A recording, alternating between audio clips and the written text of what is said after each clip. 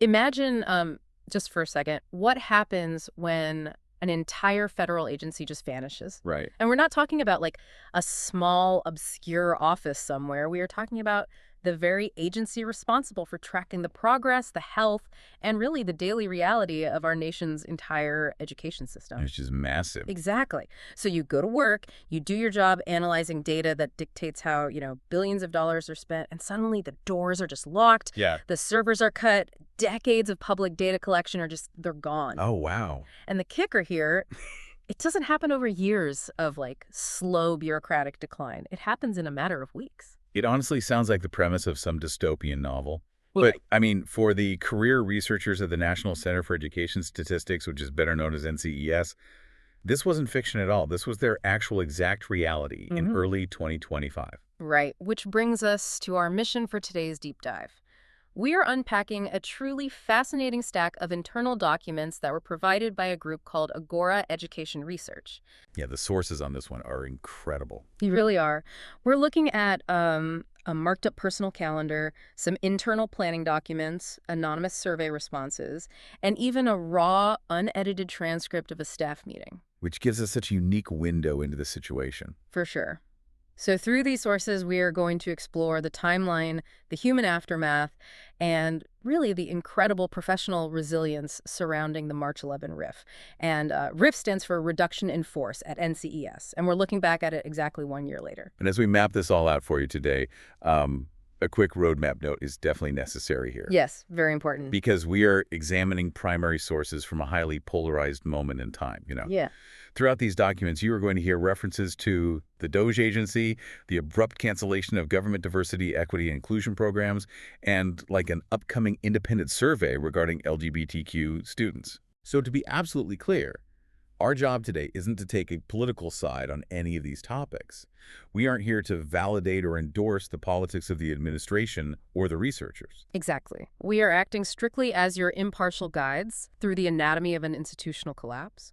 We're just conveying the ideas and the timeline exactly as they appear in the original source material. Yeah, we are just looking at the blueprints of a dismantling, really. That's a great way to put it.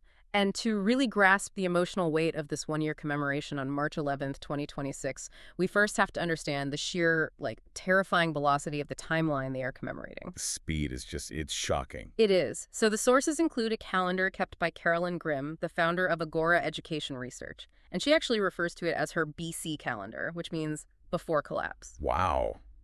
BC. That says a lot right there. Yeah. When you trace her handwritten notes from January to March 2025, you realize that the pace of this shutdown completely defies normal government operations. I mean, we are so used to federal agencies moving at this glacial pace. Right, mountains of red tape. Exactly, but this moved like a bullet. So it starts innocently enough. On January 16th, Secretary of Education Miguel Cardona sends his standard farewell email. Which is totally normal transition protocol, Right. Nothing weird there. But then the timeline just accelerates violently. On February 4th and 5th, the staff are suddenly hit with VRA and VSUP forms. And for those unfamiliar with the jargon, VRA stands for Voluntary Early Retirement Authority, and VSES is Voluntary Separation Incentive Payment. Right. So basically, these are aggressive early retirement buyouts just pushed onto the desks of career scientists out of nowhere. Literally out of nowhere. And simultaneously on February 5th, an internal directive drops that immediately cancels all DEI programs and grants. And the dominoes just start falling faster and faster from there. Yeah. 5 days later, on February 10th, massive long-term research contracts start being abruptly canceled without any review. Yeah, just cut. Then comes February 24th, which is a day Carolyn marks specifically in her calendar as the Doge firings. And this sweep notably included the immediate termination of Peggy Carr, who was the commissioner of NCES. Wow, so they took out the leadership. Immediately.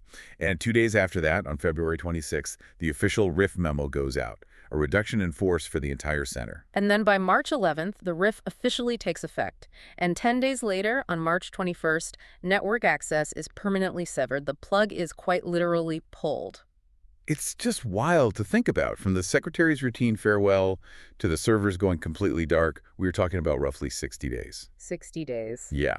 Looking at this pace, this wasn't just a bureaucracy moving fast. It really feels like a deliberate strategy to prevent a handoff.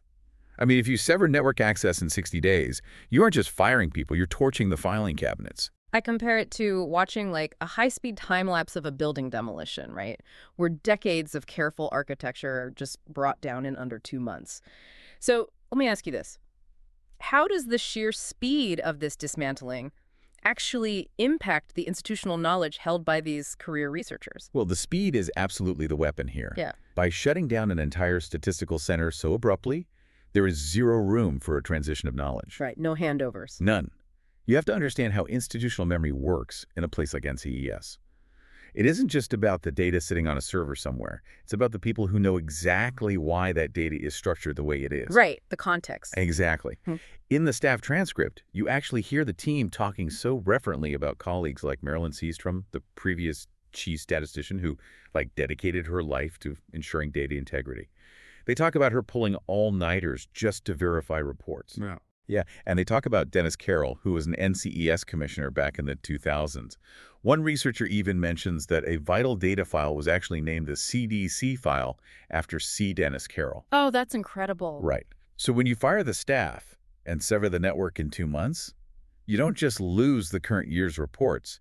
You lose the researchers who understand the context, the caveats, and the entire history of a 20-year-old data set. So the data just becomes useless. Basically, yeah.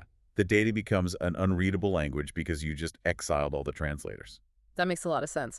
But I want to push back on that a little bit, just on behalf of the listener here. Sure. Because it's easy to mourn the loss of institutional memory as, like, a tragedy for the bureaucrats involved.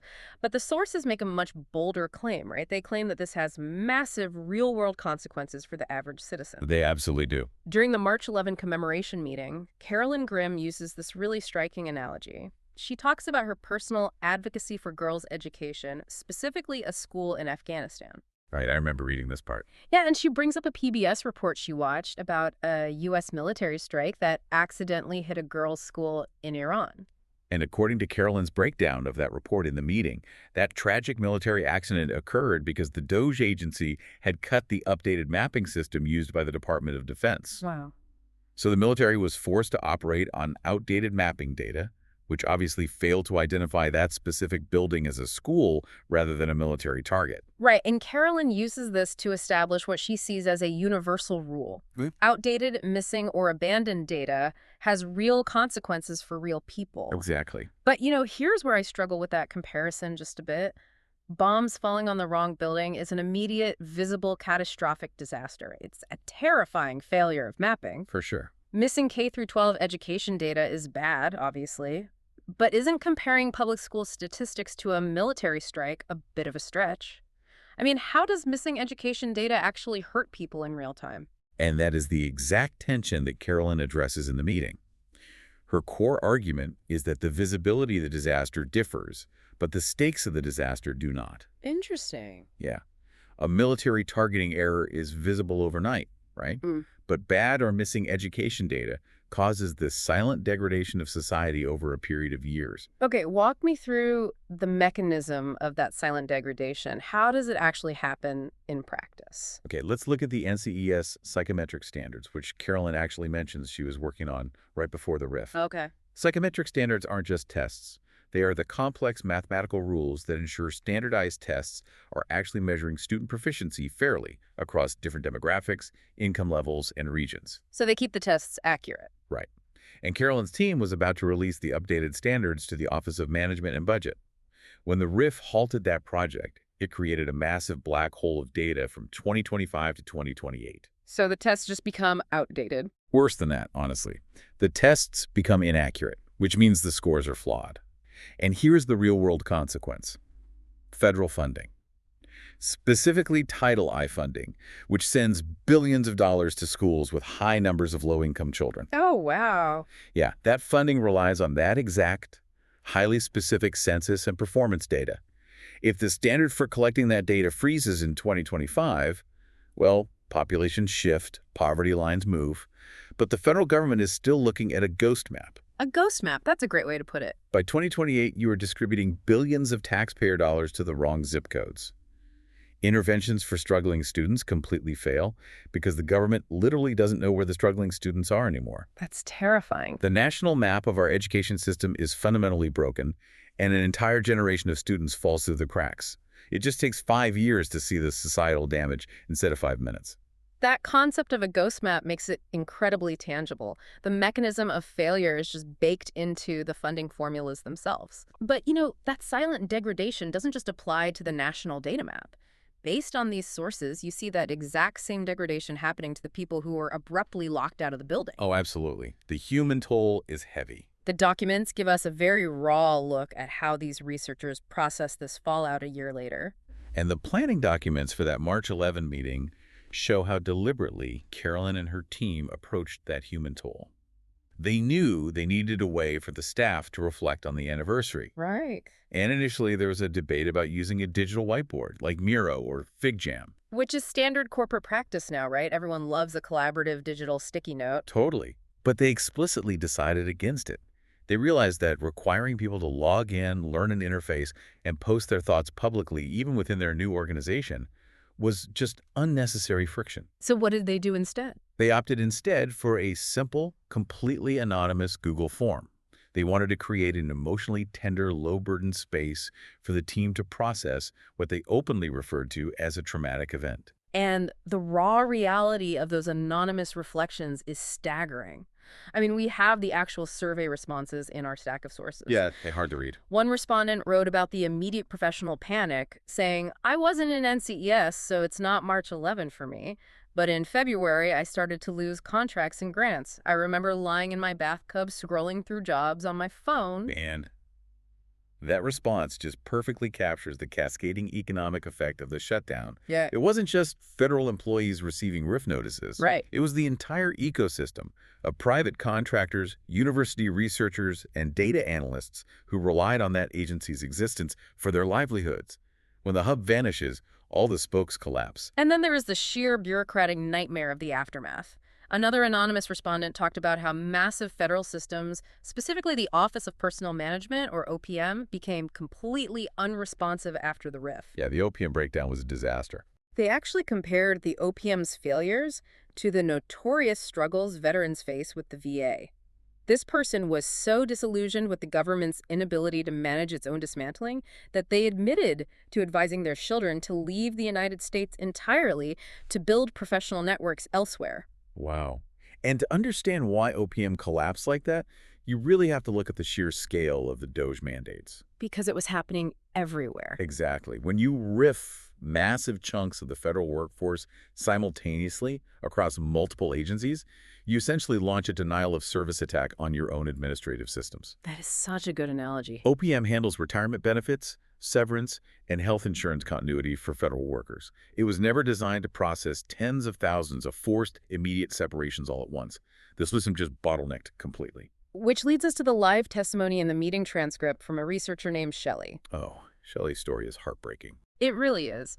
Shelley had worked continuously for the government since 1991. She had planned to work another 4 years before retiring on her own terms. But because of the sudden RIF, she was forced into early retirement. Yeah. And here is the truly shocking mechanism of that OPM failure. As of this March 2026 meeting, so 8 months after her forced retirement date, she still hadn't had her retirement benefits settled. 8 months. 8 months. Her file was just trapped under a mountain of other forced retirements. She explicitly states in the meeting that her assets were effectively frozen, and she had to sell her house just to survive the year. She sold her house because the government couldn't process the retirement they forced her into.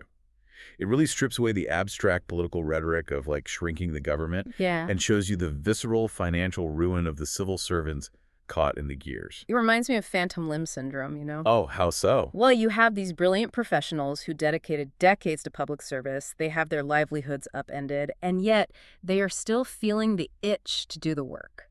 Oh, I see what you mean. Yeah, Shelley talks in the meeting about wanting to stay to protect the legacy of former colleagues. She mentions researchers named Val and Steve. The agency they belong to has been amputated, basically, but the muscle memory to serve the public, to measure the data accurately, is still firing. That phantom limb analogy hits the nail on the head. And it really highlights a striking duality in the anonymous survey responses. Yeah. Because on one hand, there is profound, palpable grief. One response says March 11 marks the end of centers that ensured that tax dollars were used in impactful ways to raise up our children. There is a deep mourning for the loss of institutional purpose. But then on the other hand, that grief is immediately followed by this fierce, almost defiant professional pride. They know exactly what their worth is. Yes, they do. One of the most powerful anonymous responses in the document simply reads, "We used high-quality data to create a strong, though not perfect, public education system. We will do it again if we have to." We will do it again if we have to. I love that. It's an acknowledgement that the building might be gone, but the expertise inside their heads didn't evaporate when the servers were unplugged. Exactly. And that defiant pride didn't just stay hidden in an anonymous Google form either. That refusal to fade away is exactly what drove them to their next chapter. They didn't just sit around grieving the loss of their agency. They pooled their expertise and built a lifeboat. They did. And this brings us to the culmination of the staff meeting, which really serves as the ultimate "so what" for you listening. Yeah, the payoff. In the planning documents, Carolyn highlights one specific anonymous quote to anchor the entire commemoration. The quote is, "I have to remember that the sun is still shining somewhere, even if it is not shining in my neighborhood at the moment." That's a beautiful quote. And Carolyn actually reads that quote aloud to her team in the transcript. And her response is brilliant. She says, "1 year ago, we had no neighborhood. Our neighborhood was completely destroyed, but we have built one." And that new neighborhood is Agora Education Research, a brand new independent organization officially celebrating its birthday on April 3rd. And Agora isn't just like a support group for traumatized former federal employees. It is a highly functional, active enterprise. Right. And Carolyn uses this emotional one-year anniversary meeting to drop some incredibly triumphant news. They secured their first major independent contract. This part is so good. She announces they secured a contract with the HRC, the Human Rights Campaign.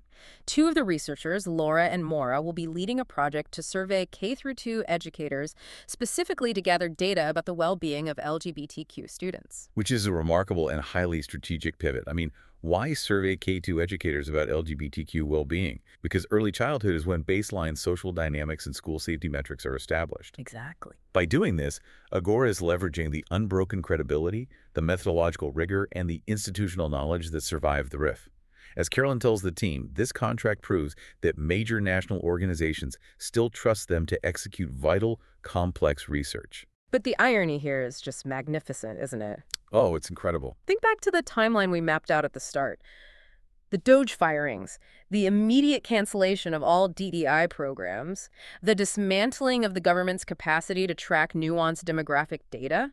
The government fired these people specifically to stop this kind of data collection. Yes. And now, this exiled group of experts is being independently funded by the Human Rights Campaign to do exactly the work the state abandoned. It is the definition of a boomerang effect. What we are witnessing with Agora is an act of rebellion through research. A rebellion through research, I like that. Yeah. The government may have locked the doors to the National Center for Education Statistics, intentionally creating a massive gap in national data. But these researchers are stepping directly into that void. They are taking their elite methodological skills into the private sector to ensure that vulnerable populations are still measured, still seen, and still accounted for in the national narrative. And Carolyn sums it up perfectly in the meeting. She says, filling in this gap is a huge service. We're doing the Lord's work here. They really are. They took the absolute lowest professional moment of their lives. You know, lying in bathtubs, panicking over evaporated contracts, dealing with frozen OPM assets, selling their homes, watching decades of legacy demolished in 60 days, and they forged it into a completely new institution. It proves a fundamental reality about information. You can fire the statisticians, you can delete their network access, and you can lock the building. But you cannot easily destroy the underlying human desire to understand the world through rigorous, high-quality data. The expertise outlives the institution. Exactly. Well, let's take a breath and recap the journey we've just been on. We started by examining the sheer velocity of a 60-day institutional collapse, watching a federal agency systematically dismantled without a transition plan. Right. Then we explore the stark, real-world mechanism of what happens when a nation's educational map goes blank, leading to broken funding formulas and the silent degradation of student support. Yeah, the ghost map. We looked at the profound human toll of the opium breakdown, selling houses just to survive. And finally, we witnessed the birth of Agora Education Research, a group determined to keep the lights on for educational data from the outside. It is a profound historical document of institutional loss, but ultimately it is a blueprint of human and professional continuity. It really is. Which leaves us with a lingering thought for you to chew on long after you finish listening. We talk at the beginning about watching the deliberate demolition of an agency, but when a government deliberately unplugs its own X-ray machine, when it refuses to hold the tape measure to its own systems, who steps in to do the measuring? That's the big question. And if private, independent groups funded by outside organizations have to take over the collection of our core national data, how does that permanently shift the balance of power, of truth, and of accountability in our society?